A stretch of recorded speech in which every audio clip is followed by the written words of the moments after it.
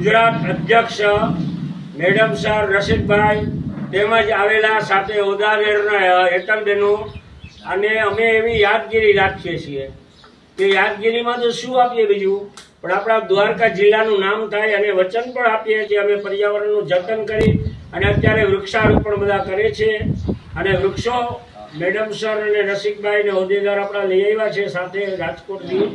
તો આ પર્યાવરણનું જતન તેમજ ગણેશજી મંદિરને લીલુંછમ બને અને ઓખા પણ લીલુંછમ બને દ્વારકા જિલ્લો, એવી અમારા પ્રયત્ન રહેશે બેગથી કરીને અહીં સુધીના.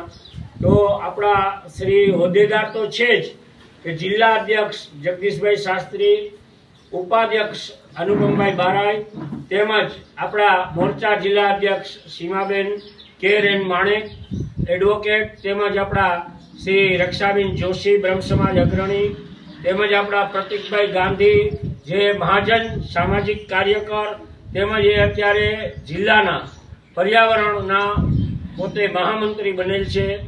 તો આ પાંચે પાંચ તો હોદ્દેદાર છે જ, પણ એની સાથે અમારું ગૌરવ છે કે ચેમ્બર્સ ઓફ કોમર્સના પ્રવીણભાઈ અમારી સાથે છે, પ્રમુખ સાહેબ રાજુભાઈ કોટક પ્રમુખ સાહેબ, તેમજ આપણા શ્રી રમેશભાઈ મજીઠિયા, તેમજ દીપકભાઈ રવાણી, તેમજ જેઠવા સાહેબ આપણા જે પ્રિન્સિપાલ આચાર્યશ્રી એ પણ અત્યારે ઈશ્વર કાકા જે સમાજ અગ્રણી દીપકભાઈ વિખલાણી સહિતના તમામ લોકો સહિત અમે આપણા દ્વારકાનું નામ રહીએ, ઓખાનું નામ રહીએ, એટલે ભગવાન શ્રી દ્વારકાધીશની આ એક ભેટ અર્પણ કરીએ દર્શન માટે કે આ કાર્યાલયમાં રાખજો.